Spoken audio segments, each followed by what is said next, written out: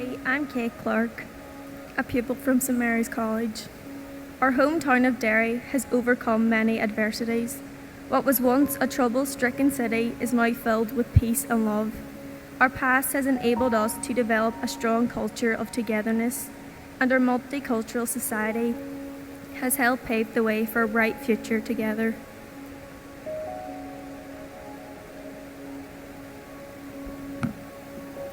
Hello, my name is Dara McCallum, and I'm from Thornhill College. My city is a place to dream, a city of communicators, families and friends that all share a common love of peace. I do not want this city to be a place to simply grow up. I want it to be a home. My hope for my city is that we will continue on this trajectory towards peace, a goal that is not achieved by erasing the past or refusing to discuss the events which formed our city, but rather a hope that is founded upon the possibility of open communication and compassion. Thank you.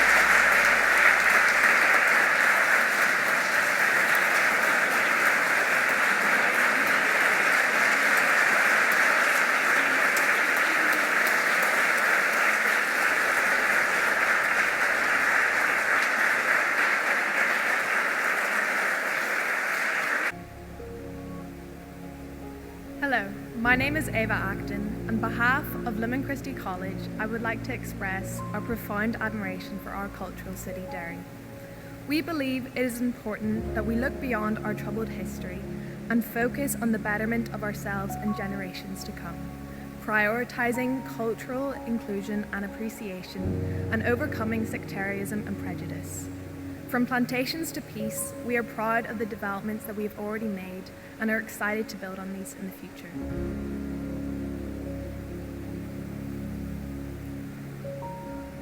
Good morning, my name's Jack McLaughlin and I'm representing St Bridget's College. Derry, here in the world, we share a moment, a thought, a feeling, for it's something for which we can all relate, no matter our background. Our families, our community, our comfort, the place we call home, a city built on a foundation of newfound peace, love and happiness. Derry, uniting our hearts towards a prosperous, harmonious future. Thank you. International Cities of Peace was born back in 2009. Since then, hundreds of cities of peace around the globe have been inspired to take practical and impactful actions to increase safety, prosperity, and quality of life in all of their communities. To tell us more is International Cities of Peace founder and lead liaison, Mr. Frederick J. Arment, who I now invite to address us.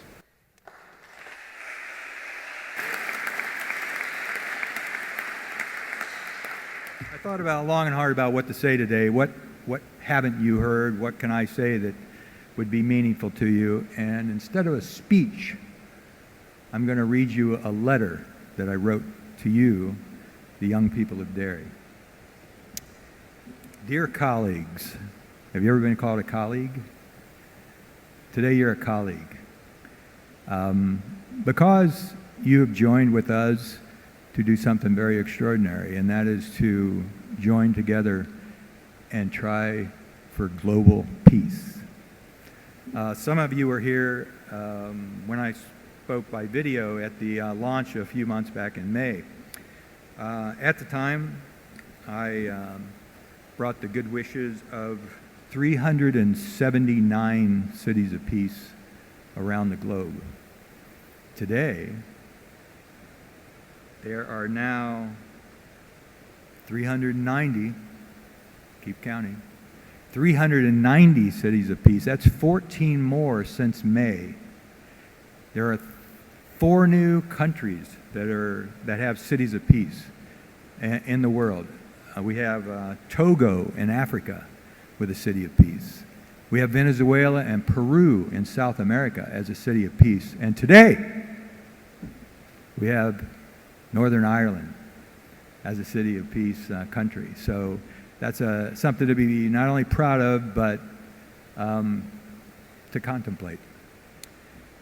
So we have an expanding city of peace space. We now have 391. Derry-Londonderry is the 391st city of peace. And I think we ought to have some congratulations for all of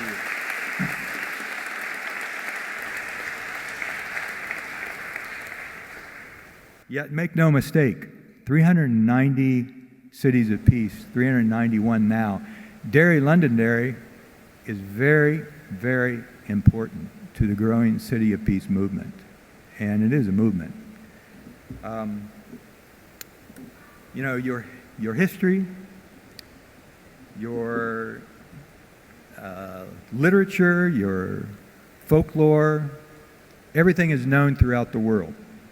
So what I wanted to tell you is, most importantly, in a testament to the world, your community's great journey from violence to peace is historical and it's profound. And I'm humbled to be standing here today. It's not only my great-grandfather that came from these island shores, though that's a hallowed part of my journey.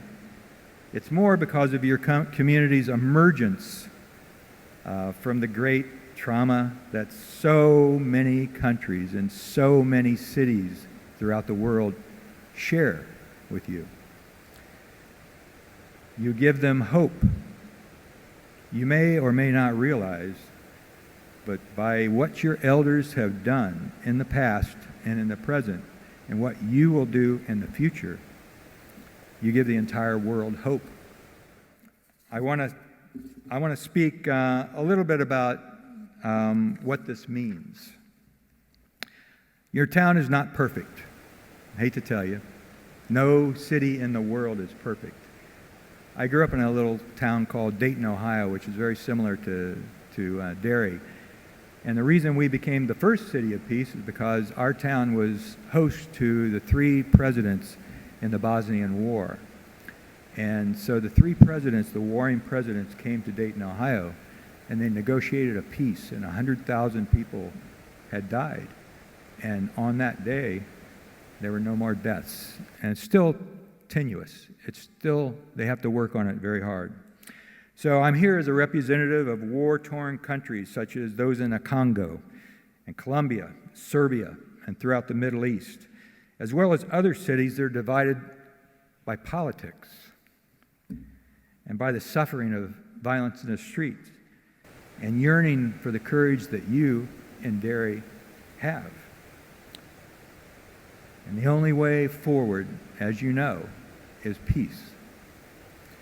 So, in every country and community, the people have dreams that a miracle will happen, and that their children, and you are the dreams of the elders in your community, they have a dream that the young people will find the hope and the peace that you have found.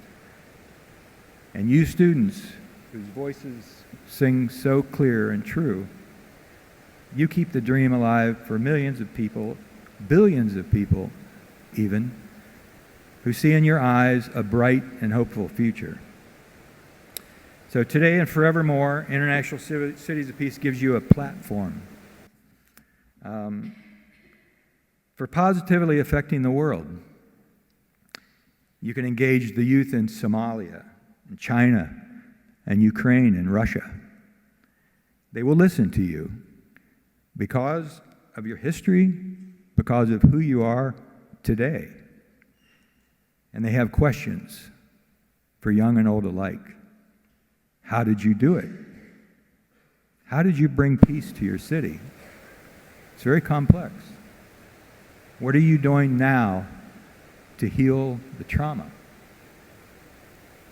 And why do you believe peace is possible? And you will succeed in this. There will be many opportunities and lots of work to do. Didn't know you'll have homework to do, did you? But it's not homework, it's life work. And some of you, it will be your life's work. Now, to talk of peace, we must define peace. And David defined it very well. We have a very succinct and precise definition of peace. Safety, prosperity, and quality of life. We've never had any pushback on that definition because everyone in the world wants that. And what's really crazy is that it's possible. We can have people safe in their homes, and we can put food on their table. And if everyone in the world could live a life of quality where they could find their purpose, that would be peace. And that's very doable, and it's very possible. But what is the essence of a city of peace? What is it that you, Derry-Londonderry, bring to this great hall today and to the world? Love. Simply said, love. Love of community. Love of place. That's why we work for peace, to do the work of peace where we live. So you're here with your friends and your family. You walk the bridge of peace of the River Foyle. Your churches, your schools, the streets where you were born. Think about it. This is love of community. The rugged Atlantic, the calm of home, your great riders, the streams. That's why people all over the world work for peace in Kenya and Brazil, in Korea and Australia. They are volunteering, working every single day to clean up their streets, build sustainable gardens, develop the next technology that's going to make our work more productive, voting, taking care of orphans, working hard to stop the violence. You, each of you here, work for peace in your own way. But just like those in the grips of the wildfires and the floods, those who can't afford a meal today, you and I have it very good.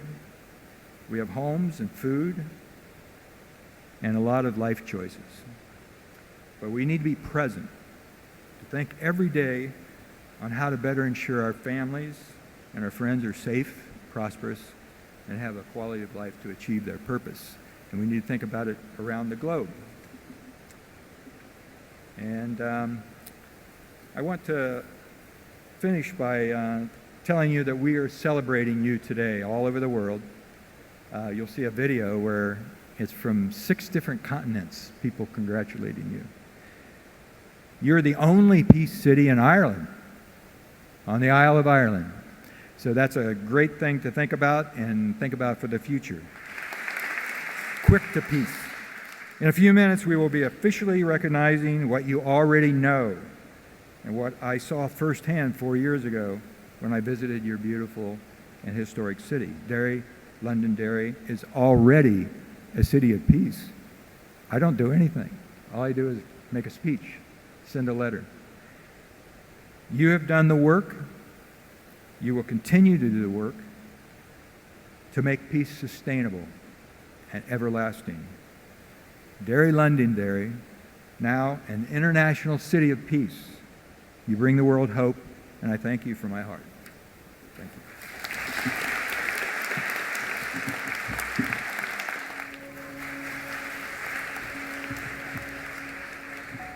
Hello My name's Clara Bradley and I'm representing Foyle College today. Derry, more so the people of Derry's resilience, can now be an inspiration to countries in conflict around the world. We have many figures who were important to the peace process in Northern Ireland, like John Hume, often overlooked but undoubtedly major in crafting the Good Friday Agreement, and we can thank them and others for finally bringing peace to our city, hopefully for generations to come.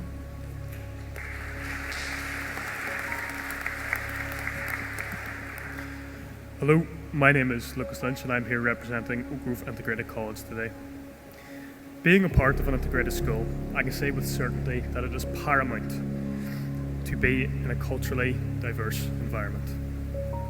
Our vision for our city's future is to see even more integration. A plethora of communities filled with people from all walks of life, to see bridges continue being built over our troubled waters.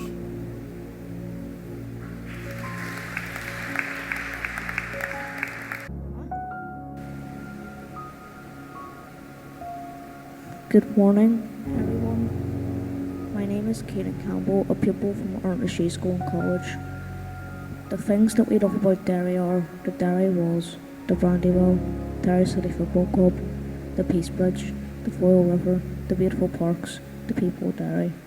We hope that in the future we will have better weather, concerts, a theme park with roller coasters, more seats at the Brandywell, and free Derry City football tickets.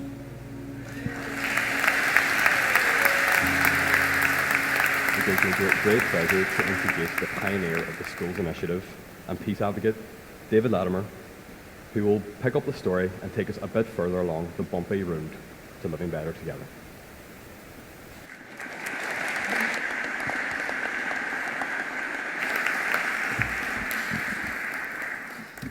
Thank you, Zara and Joshua. Friends at home here in the Guildhall in Derry-Londonderry, and friends around the world, something quite extraordinary is about to take place this morning. Tell you the truth, I'm more than a wee bit excited. Imagine a city and district that for 30 years was known around the world because of intercommunal conflict being established as an international city of peace. I never imagined Derry-Londonderry being invited to sit around the table of peace cities in all 6 inhabited continents. Maybe Belfast international singer Van Morrison gets it right when he sings, "There will be days like this." Clearly our time has come, and this is our day. We're being lifted this morning onto the mountaintop of hope as we join a myriad of people around the world. Can I tell you something? When people come together, as we are today, flowers blossom and the air is filled with the rich aroma of spring. However, while we are rejoicing in being an international city of peace, I'm reminded of some words once spoken by the late Dr. Martin Luther King Jr. when he said, and I quote, "Our lives begin to end the day we become silent about the things that matter." Nothing matters more than security, prosperity, and quality of life for all people, wherever they're living and breathing on this great planet Earth. The citizens of Derry City and Strabane District have benefited from notable cross-community public representatives, men such as Brendan Duddy Sr., Ivan Cooper, Nobel laureate John Hume, Martin McGuinness. All of these and more tirelessly toil to bring conflict to an end and shape the living space for people of all faiths and no faiths. Notwithstanding, there is more work to do because, as Bernice King, on the 60th anniversary of her dad's great speech, "I Have a Dream," she said recently on television, "There's nowhere perfect." Nowhere is 100% peaceful. Consequently, Derry-Londonderry stands ready to share its darkness its journey from darkness to light with people living in places where there is presently no peace. Never lose hope is the message I want to share with the world in all its turmoil places. And don't give up, because in the parlance of Vincent van Gogh, in spite of us and without our permission, one morning the wind turns and there is a thaw. And so he says, we must have hope. Therefore, let's dream that one day on this lovely little island in the middle of the sea, where we speak English, Irish, and Ulster Scots, bitterness that poisons the soul will be replaced in generosity and people. We're prepared to build bridges of love and friendship across continents and around the world. I'm confident as I look out over a sea of youthful faces that I'm speaking to an audience who can make a way out of no way and bring new light into dark corners of fear and gloom. Today, to use one of Churchill's statements, today is not the end. It is not even the beginning of the end. It is just perhaps the end of the beginning. There will be more. It's been a privilege to be involved in this great journey towards what we're doing today. I'm honoured to be speaking with you and an audience that will be worldwide. May God bless us all. And what we ask for ourselves, we ask also for people, wherever they're living and breathing this morning. Thank you for your attention.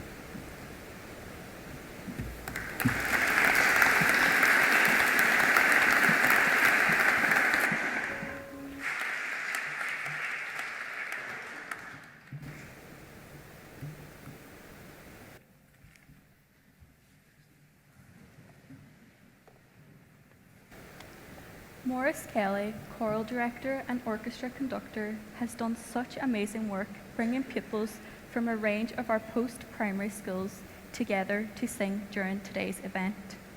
We greatly enjoyed their singing of U2's song 1.